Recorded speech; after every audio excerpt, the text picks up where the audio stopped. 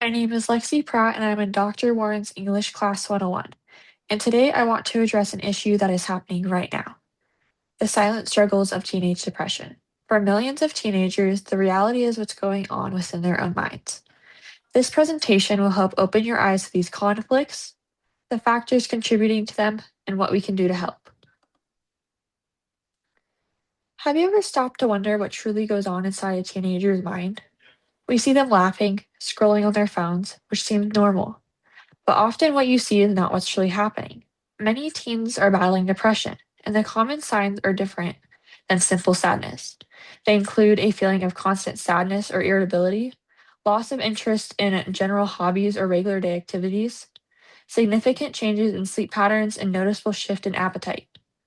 The standards they set in today's world force young adults to project an image of perfection. This is why the struggles are so easy to miss. They become experts at hiding their own pain, smiling for the photo, while they feel completely hopeless on the inside. We need to look past the performance and recognize what is actually happening. The three primary factors affecting the current crisis is adverse childhood experiences, which can be trauma experienced from early in the childhood. The second is isolation caused by the COVID-19 pandemic, which disrupted daily routines, and teens missed out on many big events while being in lockdown. The third is intense social pressures. Social media is something that teens are on every minute, and it creates ideas about a perfect life they should be living. Unresolved childhood experiences are a huge factor. Instability caused things like parental divorce or living with substance abuse from parents prevents healthy emotional development during these teen years. When a child grows up in an environment where they do not feel safe, their brain becomes wired differently. They're constantly in survival mode, thinking that there are threats even when there are none present. This is a factor in developing anxiety and major depressive disorders later on in a teenager's life, and these can cause problems that drag on throughout their entire life. Then came the COVID-19 pandemic, which worsened the whole situation. Lockdowns forced teens into a state of isolation, which took away from social interactions. Milestones like prom and graduation were canceled, leading to a sense of loss and uncertainty. Over half of all the teenagers living in the United States have reported feeling of sadness, hopelessness since the pandemic began.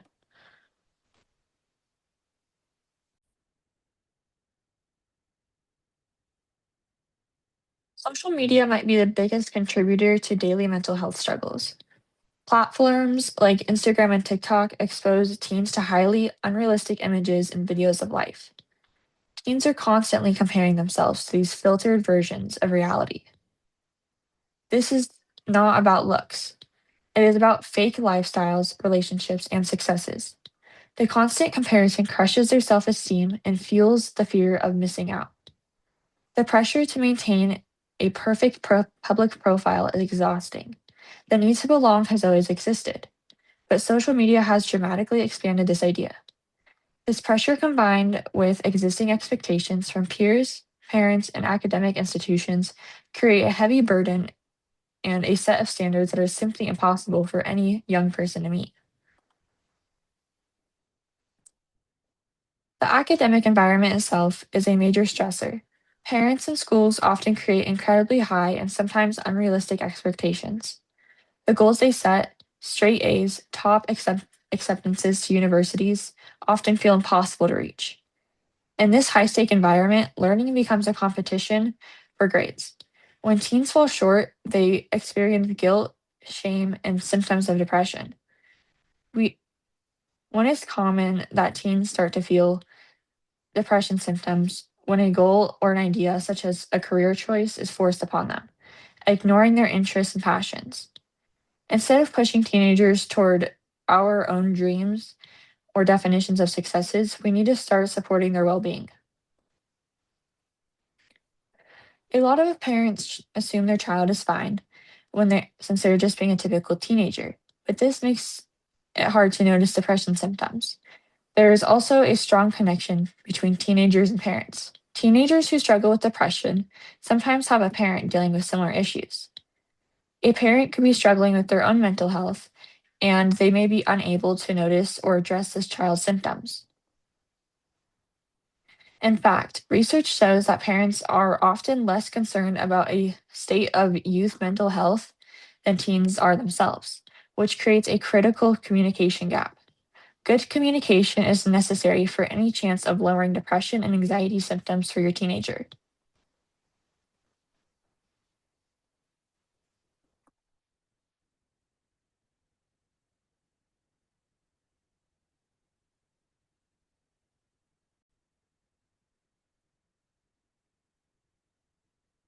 While the challenges are significant, effective, effective solutions do exist.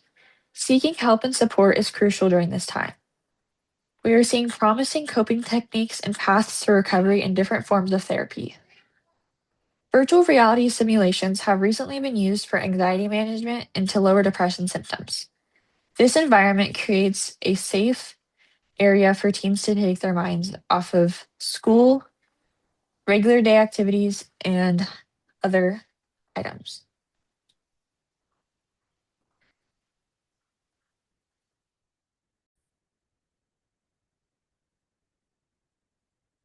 This 3D environment creates a strong and safe feeling, which redirects teens' mind away from negative thoughts, which depression typically causes. Some teens are unable to be outside because of the environment they live in, and VR has tremendously helped this.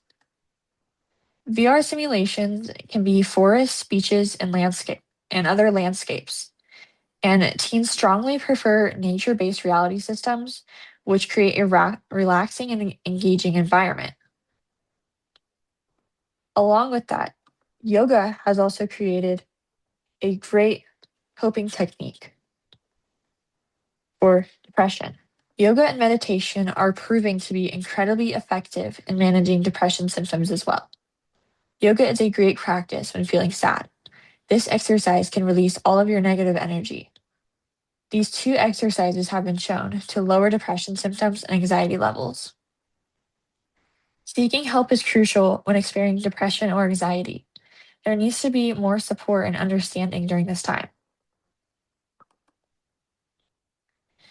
In conclusion, many things can be contributing to a teenager's depression, and this requires a shift in how we prioritize mental health over other things. By opening our eyes and recognizing the silent struggles and offering support, we can begin to break this silence for the next generation. Awareness is key and support is essential. Let's end the silence and start helping teens live happier lifestyle.